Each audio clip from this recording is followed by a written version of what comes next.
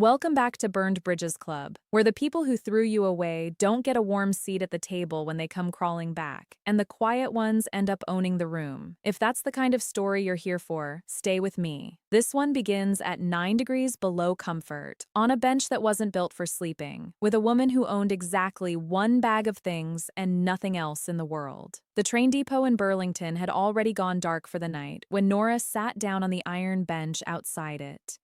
The doors were locked. The last northbound had left the platform 40 minutes earlier, and there wasn't another until 6 the next morning. She knew this because she had read the schedule twice, the way you read a thing when your brain refuses to accept it. Snow came down slow and fat, the kind that doesn't hurry, the kind that settles on your shoulders like it plans to stay. What she had on was a gray wool cardigan meant for a heated kitchen, and it did almost nothing against the wind coming off Lake Champlain. She pulled her knees up and pressed her arms flat against her chest and tried to make herself smaller, as if a smaller person needed less warmth. Beside her sat a canvas bag. Inside it were 2 changes of clothes, a photograph of her grandmother, a battered green recipe tin with a dented lid, and a folder of papers that had been handed to her 4 hours earlier. The papers said the marriage was over. The man who handed them to her had said the rest out loud, so there would be no confusion. "You can't give me a family," he'd told her, standing in the doorway with his arms folded like a landlord. "I'm not spending the rest of my life paying for a body that doesn't work." Her name was Nora Whitfield. She was 31 years old. 12 hours before that bench, she'd had a husband, an address, and a whole imagined future with a nursery in it. Now she had a tin of recipes and a number in her head that told her the cash in her account would cover maybe 6 nights somewhere cheap, if nothing else went wrong. Everything had already gone wrong, so she wasn't counting on the 6. She didn't cry. That surprised her later, when she thought about it. She just sat in the cold and watched her own breath leave her and disappear, over and over, and wondered how a person's entire life could be repossessed inside a single afternoon. Before I tell you who stopped their car that night, do me a favor and drop a comment. Tell me where you're watching from and what the weather's doing outside your window right now. I read every one of them, and I want to know who's sitting with Nora tonight. Let me back up, because you need to understand how a woman like Nora ends up on a locked depot bench with a bag and no coat. She grew up in a house that smelled like yeast and cardamom. Her grandmother ran a small bakery on the north side of town for 32 years, and from the time Nora could stand on a stool, she was in it. She learned to laminate dough before she learned long division. By 19, she had a real apprenticeship under a pastry chef in Montreal, the sort of position people wait years for, and for 2 seasons, her hands were the best thing in any kitchen she stood in. Then she met Grant Holloway. He was 10 years older, already running a regional insurance office, and he had a way of making his opinions sound like weather reports, just neutral facts about how the world was. His first neutral fact was that a wife who worked overnight shifts wasn't really a wife. His second was that the Montreal apprenticeship was a hobby dressed up as a job. She was 23 and in love and hungry for someone to build a life with. So she folded up the best thing she did and put it in a drawer. That's the part nobody warns you about. Nobody kicks the door in and takes your life all at once. They ask for one small thing, and you give it because you love them, and then they ask for the next small thing. So here's the itemized receipt, the way I always give it to you, so you can see the whole bill and not just the last charge. Year 1, she gave up the apprenticeship, and Grant called it a compromise. Year 2, she gave up her savings, $11,000 she'd built shift by shift, so he could buy into a bigger office. He called that an investment in their future.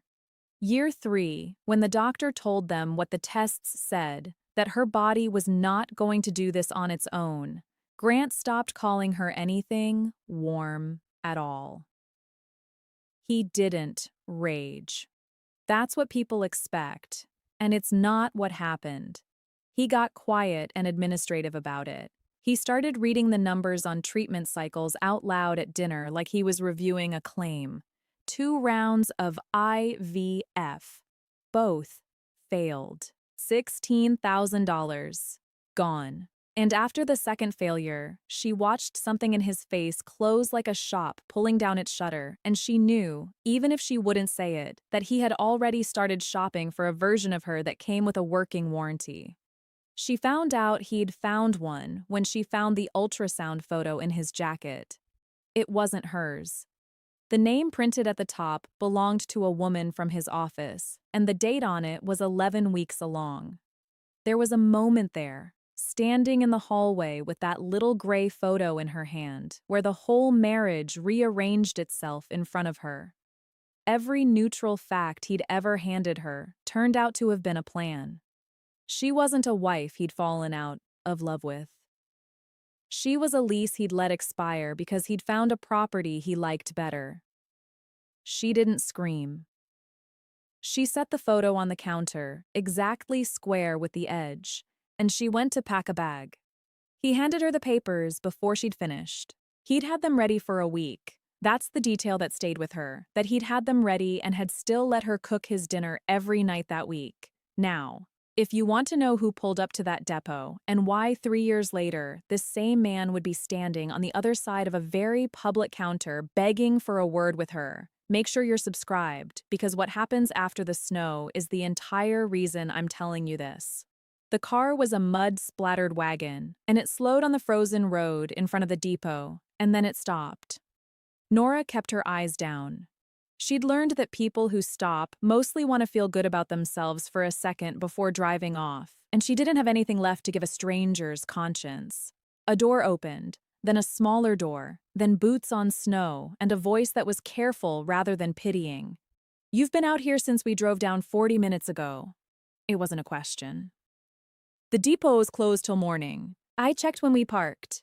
She looked up. A man stood a few feet off, not crowding her, holding the hand of a small boy in a red hat, while a girl of maybe 7 stood on his other side with her arms crossed exactly the way he was standing. "I'm fine," Nora said. Her voice cracked on the second word and gave her away. The girl was having none of it. "You're not fine. Your lips are gray," she said, in the flat, factual tone that only a 7-year-old can pull off. "Uncle Owen, her lips are gray." The man crouched down so he wasn't looming over her. "My name's Owen Marsh. That's Poppy telling you about your lips. And the one hiding behind my leg is Milo. We live 20 minutes out, past the ridge. I'm not going to leave a person sitting in this to freeze so I can feel better about myself, and I'm not going to argue with you about it in 9-degree cold. So here's my offer. Soup, a warm room, a locked door you keep the key to, and if in the morning you want nothing to do with us, I'll drive you anywhere you name." "You don't know me," Nora said. "I could be anyone." "You could," Owen agreed. "But I've got 2 kids in the car and I'm still asking, which should tell you what I think the odds are." He reached into the back of the wagon and came out with a coat, a heavy green parka, and he held it out without stepping any closer than she wanted. "My company makes these. I've got about 40 of them. Put it on before you say no, at least." She looked at his face, and there was no performance in it. Just a tired man in the snow who had clearly decided something and wasn't going to undecide it. And she thought about the 6 mornings her money would buy, and the bench and the cold that was already making her fingers stop working. She took the coat. It weighed more than her whole bag. When she zipped it, the warmth of it made her eyes sting for reasons that had nothing to do with the wind. "Okay," she said. "Thank you." The farmhouse sat at the end of a long dirt drive, its windows already yellow with light. Inside it smelled like wood smoke and something with onions in it. There were crayon drawings taped crooked to the fridge, and a pair of small rain boots knocked over by the door, and a dog bed with no dog currently in it. It was a house being lived in hard by people who loved each other. And standing in the middle of it, Nora felt the specific grief of a person who had wanted exactly this and been told she didn't qualify. Owen ladled out soup and didn't ask her a single question while she ate it, which she noticed and was grateful for. It was only after Poppy and Milo had been sent up to change that he sat across from her with 2 mugs of tea and said gently, "You don't have to tell me anything. but I'm a good listener, and I've got nowhere to be. So, she told him. Not all of it, not at first, but enough. The infertility. The word defective, which was the one Grant had used, and which she repeated to Owen in a flat little voice because saying it out loud felt like proving it. The ultrasound that wasn't hers. The bench. Owen was quiet for a while when she finished. When he spoke, he didn't rush to fix her, which she also noticed. Those two upstairs aren't mine by blood, he said. My sister Cora had them. She and her husband went off the road on Route 7 2 winters ago. Black ice, and they didn't come home. I was a 34-year-old bachelor who ran a coat company and knew nothing about children, and overnight I was all they had. Everyone told me it wasn't the same as being their father, that I'd never really be their dad. He turned the mug in his hands. Poppy called me dad for the first time about a year in, by accident, in the grocery store, and then looked terrified. She'd said something wrong. And I understood something right there that I'll tell you for free, because it took me a year of grief to learn it. Family isn't a thing your body makes. It's a thing you show up for, every single day, whether or not it's convenient, whether or not anyone's watching. Nora didn't answer. She was afraid of what her voice would do. The man who threw you out told you a lie about your value, Owen went on, and he told it in a way designed to make you carry it for years. I'd like you to at least consider that a person who measures a wife by whether she can produce a son isn't a person whose measurements are worth keeping. That was the night the tight thing in her chest, the one that had been cinched since the hallway, loosened by a single notch. One notch. It was enough to sleep on. She meant to stay one night. She stayed 3 because the snow kept the roads closed, and then she stayed a 4th because on the 4th morning she woke up before the house did and did the only thing her hands had ever known how to do when the world felt out of control. She baked. She found flour in the pantry and a sad, dented sheet tray, and she pulled her grandmother's green tin out of her bag and opened it for the first time in years. Inside were recipe cards in her grandmother's slanted hand, warped soft from 30 years of steam. She made the cardamom morning buns that had built her grandmother's bakery, the ones she could make with her eyes closed, and by the time Poppy came down the stairs, the whole farmhouse smelled like the house Nora grew up in. Milo, who at 5 did not hand out his approval cheaply, ate 3 and then climbed silently into Nora's lap and stayed there. Owen stood in the kitchen doorway, holding a bun, and looking at her like a man recalculating something. Nora, he said, how is it possible you were sitting on a bench with nothing when you can do this? She almost gave him the short answer, the one that let Grant keep being the villain of her story. Instead, she gave him the true one. Because I let someone convince me it was a hobby, she said. And I believed him. For 8 years. Well, Owen said, you can unbelieve him starting now, and you can do it in my kitchen, because I'm not letting you leave with the recipe for these. Here is where the story stops being about a rescue, because a rescue is a thing that happens to you, and what came next, Nora did herself. She started small, because small was all she trusted. The buns went to the cafe in the village first. 6 dozen on a Tuesday as a favor, and the cafe sold out by 9 and called asking for 12 dozen Wednesday. Owen, who ran a company for a living and knew the difference between a favor and a business, sat her down at the kitchen table one night with a legal pad and made her write down her costs: flour, butter, her time. When they got to the bottom of the page and she saw the number that was left over, she stared at it for a long moment, because it was the first money she'd ever made that no one could tell her was a hobby. He didn't do it for her. That's the part I want you to hear, because this is a burned bridges story and we don't do rescues here. We do rebuilds.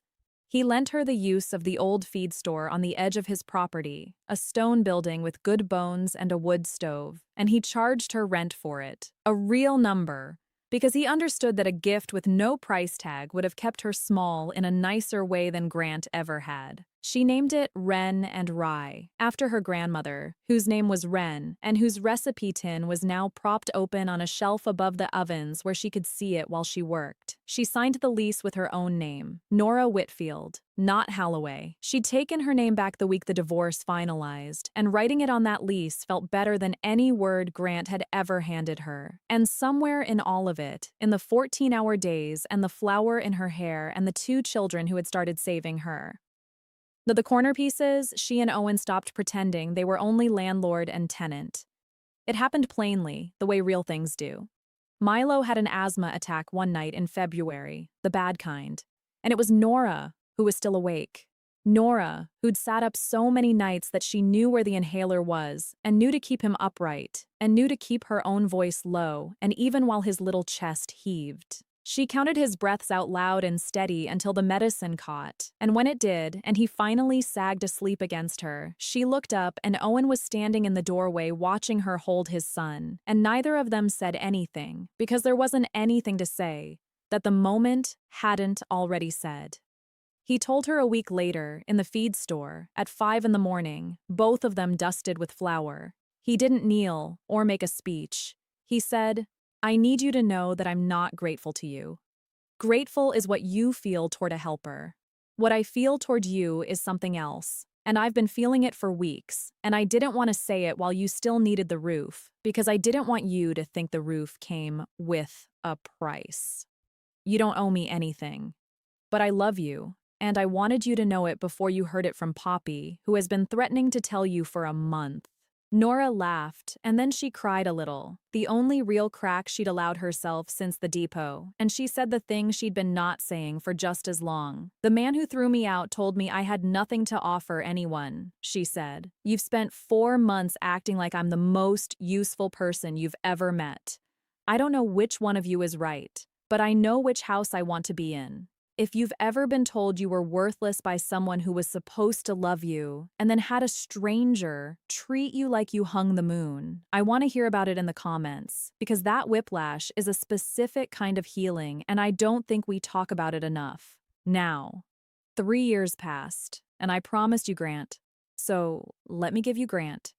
Wren and Rye did not stay a feed store. By the 3rd year, it was a proper storefront on the main street in Burlington, brick front, gold letters on the glass, a line out the door on Saturday mornings, and a wholesale contract supplying morning pastry to every cafe between the lake and the ridge. Nora had 4 employees, and a second oven and a name in the valley.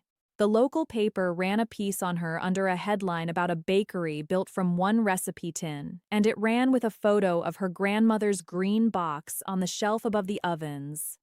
The grand opening of the storefront was a whole town affair. Owen was there with Poppy and Milo, who were now 10 and 8, and who had, 18 months earlier at a courthouse, stood up as the witnesses when Owen and Nora signed the papers that made them a family on paper, as well as in fact. The mayor came. The cafe owners who'd been buying her buns for 3 years came. And near the back of the crowd, in a suit that was trying a little too hard, came Grant Halloway. She saw him before he saw her. He'd aged in a way that had nothing to do with years. The woman from the ultrasound was not with him, and the paper had already told the valley why, because Grant's insurance office had folded the previous spring in a way that made the business section, and the younger, more fertile future he'd traded her for had apparently not enjoyed being married to a man with no office. He waited until the crowd thinned, and then he came up to the counter where Nora was boxing pastries, and he put on the face she remembered. The reasonable one. The neutral weather report one. "This is really something, Nora," he said. "I always knew you had it in you." The room didn't go silent, but the people near the counter got quiet, the way people do when they can feel weather coming. Poppy, who was 10 and missed nothing, drifted to stand beside Nora at the counter and stared at Grant with open, unfriendly curiosity. "You knew I had it in me," Nora repeated. Not a question, just holding the sentence up to the light so everyone could see it clearly. "I did," Grant said, warming to it, mistaking her calm for softness the way he always had. "Look, I've had some hard years, the business, some personal things. And I've done a lot of thinking about us, about what we had, and I think we were both too young to understand what we were throwing away. There it was, the ask, dressed up as an apology. He wanted back in. Not to her, I want you to understand. To this. To the line out the door and the gold letters and the family standing behind the counter. He'd sold her for a working warranty. The warranty had run out, and now he'd come to see if his old model was still under the store's roof. Nora set down the pastry box. She wiped her hands on her apron, slow, and the whole time she looked at him with something that wasn't anger. Anger would have given him something to work with. What she gave him instead was the plain, level attention of a woman doing inventory. "Grant," she said, "you didn't throw away something you were too young to understand. You knew exactly what I was. You just thought it wasn't worth as much as a son." She glanced down at Poppy, who was still glaring, and put a flour-dusted hand on the girl's shoulder. "I've got 2 children who aren't mine by blood and a husband who charges me rent, and I have never once, in 3 years, felt defective in this building. You handed me that word so I'd carry it for you. I set it down a long time ago. I'm not picking it back up so you can feel less alone." Grant opened his mouth. Whatever was in it, it didn't come out, because Nora had already turned to the next customer in line. "What can I get you?" she said, warm as morning, and that was the last thing she ever said to him.